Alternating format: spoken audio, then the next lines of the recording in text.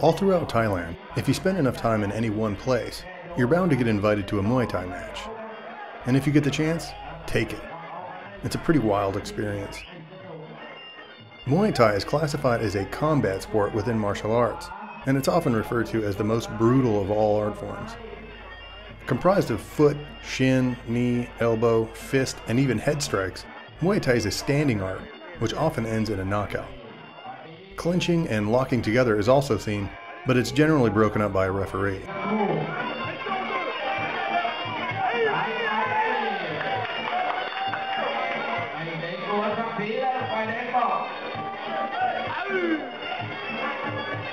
In Thailand, where the full contact fighting style was born, practitioners dedicate their entire lives to the art. Young boys are often offered the option of going to school regularly or studying Muay Thai. Parents, especially doting fathers, watch their sons closely to see if they show any potential in the craft and offer it to them before they enter Mattheon, or middle school.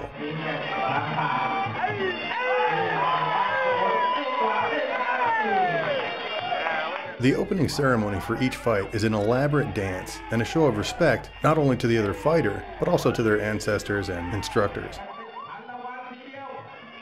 This normally starts with the fighter summoning the strength of their power animal. It's often a phoenix or a tiger or a cobra, something sort of juvenile and scary. And as each fighter moves from one side of the ring to the next, they move and contort their bodies to act out their power animal's personification. It's also important to note that a fighting ring in Thailand is built with each side facing a cardinal direction. So when the fighters begin this display, they're doing so to pay respects to the spirits of the universe who conjure their power in these directions. It's sort of a feng shui ritual. And as the fighters arrive at the side of the ring that's closest to their home, they bow and say a special prayer, giving thanks or requesting good luck from the place they're from.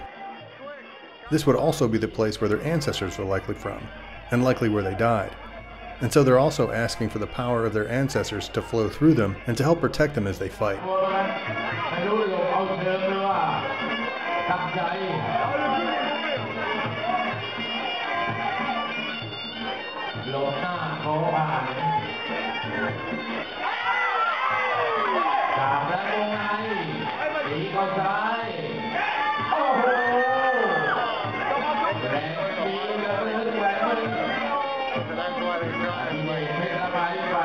As the fighters battle, there are no ugly or scornful faces.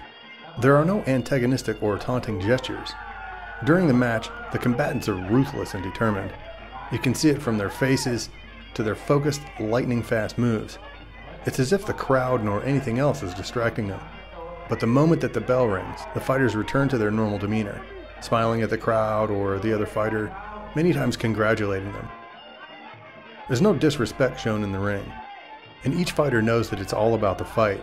Nothing is taken personally, and neither of them question the judge's decision or maintain resentment after the fight.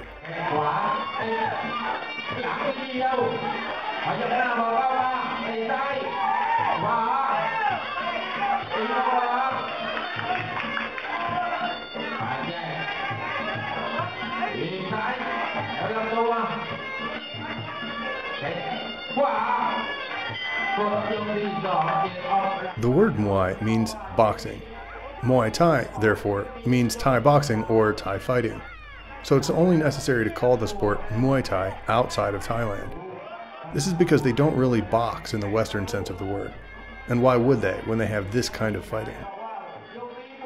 In Thai, a fighter is called Nak Muay, and the sport they practice is known locally as the Art of 8 Limbs. This is because as normal boxers only have 2 points of contact, the fists, Thai fighters throw punches, kicks, elbows, and knees. The sport is not limited to males, however. Females also engage the sport, and they draw heavy hoots and hollers from the ladies in the crowd.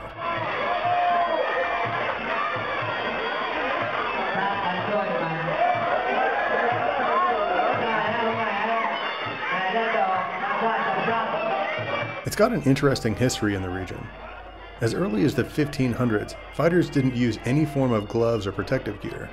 But around 1560, with the increase in prominence due to King Nurasan's interest in the sport, fighters began to make themselves more colorful by donning headbands and arm and leg bands. Eventually, fighters fought with links of hemp rope wrapped around their hands and forearms, which would eventually become known as the first influence that led up to wearing boxing-style gloves. And by the time of King Rama V, also known as King Chulalongkorn, they were a mainstay of the sport. This would be in the late 1800s. Up until King Rama VII codified rules for this sport, it was largely unregulated, continuing until one fighter gave up, fell unconscious, or died.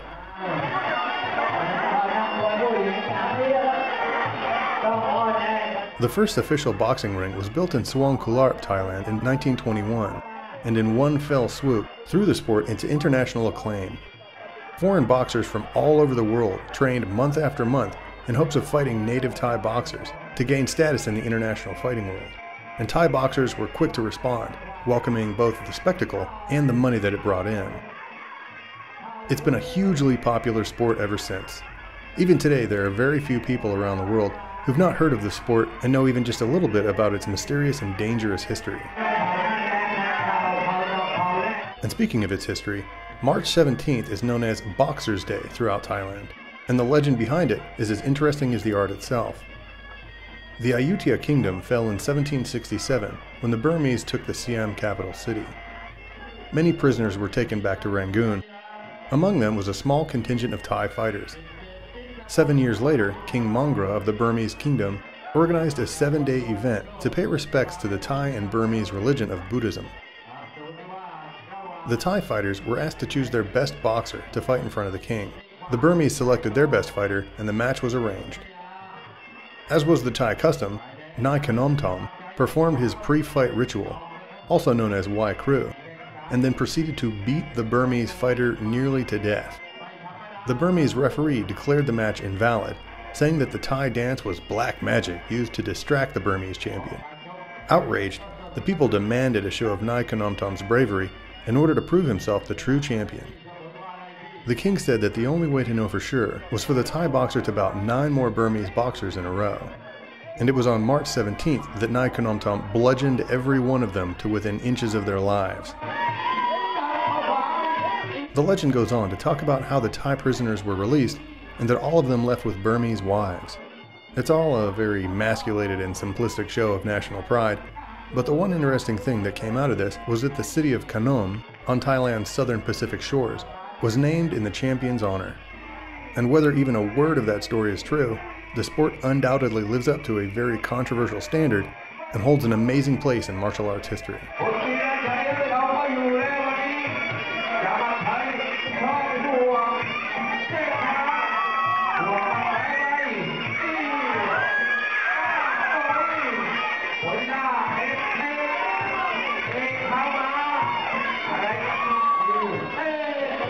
Hãy subscribe cho kênh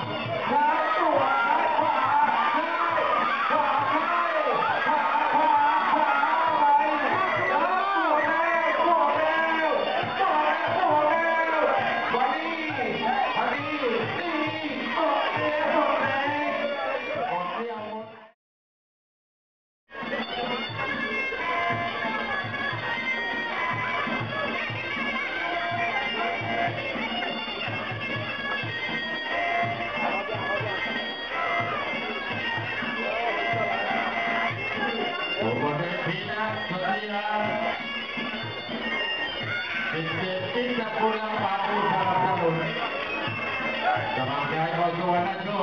Gõ để không